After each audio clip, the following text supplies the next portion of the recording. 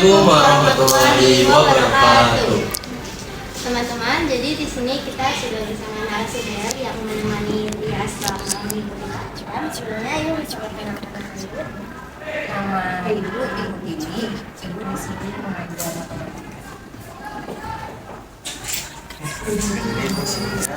Kami di sini ingin mempertanyakan. Kami kan meneliti trias saat di bagian meneliti KSM. Kami ingin mengambil beberapa pertanyaan untuk memperkuat bukti tentunya untuk penelitian kami. Jadi pertanyaan pertama itu, bagaimana sih awalnya Ibu mengetahui bahwa trias ini memiliki potensi di bidang matematika dan menunjuk trias untuk mengikuti KSM ini? Jadi dulu waktu kelas 7 kan memang Ibu gurunya ya, guru matematikanya. Terus kelas 3, jadi tahu dia di setiap hafal itu bagaimana. Kemudian akhirnya sampai dengan kelas 8-nya juga ternyata dia masih berprestasi juga di bidang matematika, dan akhirnya pada kelas 9 Ibu ajak. Jadi sebenarnya dia itu udah Ibu ajak dari kelas 7 sebenarnya, tapi dia nggak mau, belum ada kemauan kali ya. Tapi karena kelas 9 mungkin dia mikirnya tadinya buat sertifikat Ego Cidanira, akhirnya dia mau ikut tuh, tapi ternyata juara kan gitu. Jadi nyesal deh kayaknya dia kalau baru ikut kelas 9 deh. Coba ikutnya waktu kelas 7 tuh udah ikut, pasti lebih banyak lagi sertifikat.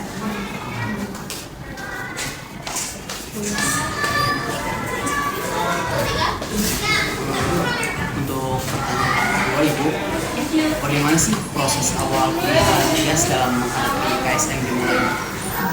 Jadi kalau di kelas 5 ini memang ada pelatihan gitu. Jadi pelatihan ini memang secara intensif. Jadi biasanya beberapa bulan atau beberapa minggu sebelum pelaksanaan itu kita udah pelatihan, dan durasinya itu setiap minggu. Terus menjelang pelaksanaan lomba itu kita full selama seminggu atau 2 minggu itu kita belajar intensif menggunakan jam pelajaran sekolah ya. Jadi dia tuh ada dispen gitu. Jadi berarti pelatihan ini yang melatihnya guru Dari luar. Oh, dari luar. Kita manggil ahlinya langsung ke sini. Mungkin bisa lanjut ke pertanyaan ketiga. Metode pembelajaran seperti apa yang Ibu gunakan untuk membimbing trias menuju pemahaman yang lebih mendalam? Seperti biasa sih, karena kalau prinsip Ibu, setiap anak itu kan sebenarnya pintar ya, cuma memang butuh banyak soal yang dikerjakan. Jadi ya itu sih strateginya, sebanyak mungkin soal yang dikerjakan oleh dia sendiri. Jadi dengan memberikan soal yang banyak untuk kita sendiri. Karena kalau anak-anak yang untuk KSM itu kan sebenarnya udah pintar ya, tinggal dikasih beragam macam soal aja. Selanjutnya pertanyaan keempat itu, ada perubahan pola belajar gak Bu? Atau sikap belajar trias selama proses persiapan KSM? Tentunya ada, karena kan memang butuh ketekunan, kesabaran, keuletan. Kalau misalnya nggak ulet, nggak sabar, pasti nggak akan bisa ya. Kelihatan banget sih, karena kan itu walaupun kelas 7 ya. Kalau kelas 7 itu kan masih semi pandemi tuh, dia mungkin masih apa-apa handphone gitu. Tapi waktu dia ikut KSM ini udah nggak bisa tuh lagi. Masuk KSM. Kemudian pertanyaan selanjutnya, tentang aktivitas apa yang Ibu ambil selama membimbing trias dan KSM? Tantangannya bosanan. Dia dikasih soal tiap hari dan dia pasti bosan dong, nggak mungkin gitu. Jadi gimana caranya mereka tuh tetap enjoy gitu. Misalnya kalau udah jenuh banget, ya udah deh nggak apa-apa dikasih main game dulu. Atau misalnya mereka mau jajan dulu, silakan, mau ngapain dulu, main dulu boleh. Tapi kalau udah jenuh aja ya.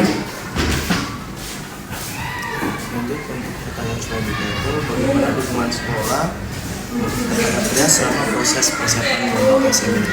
Kalau dukungan alhamdulillah 100% mendukung ya, karena ya dari pelatihan itu sendiri kan sekolah yang jadi dari pelatihan, dari berangkat lombanya ke sana, semuanya transportasi, akomodasi, semua tuh ditanggung sama sekolah, jadi 100% mendukung. Lanjut untuk pertanyaan selanjutnya itu, menurut Ibu apa sih kunci utama dari keberhasilan Trias sehingga berhasil meraih juara PSM Matematika? Tanggung jawab itu penting banget. Kalau dia udah tanggung jawab, berarti dia tahu dia itu punya suatu target dan mencapai target itu dia sudah punya strategi ya. Misalnya dia mau apa tuh pasti udah ada. Tanggung jawabnya siapa yang dibutuhkan. Kalau udah tanggung jawab, dia mau capai apapun pasti akan terus melakukan. Berarti Trias tuh orangnya bertanggung jawab. Iya, insya Allah. Kan Pak Suju juga dia ketua kelas ya. Oh, mantap. Pantas ketemu. Terus pertanyaan selanjutnya mungkin gimana sih perasaan ibu ketika Trias tuh berhasil meraih prestasi tersebut? Ya tentunya senang ya, senang bangga, alhamdulillah gitu. Baru sekali dia ikut lomba dia bisa langsung menang kan. Dan ya ada perasaan agak menyesal juga kenapa sih nggak dari Prasidio gitu.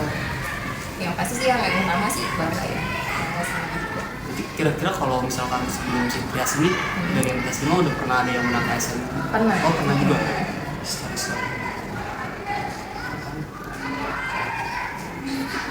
Menanya bikin dia. Pertanyaan selanjutnya, bagaimana Ibu melihat peran KSM dalam menumbuhkan logika berpikir dan karakter siswa madrasah?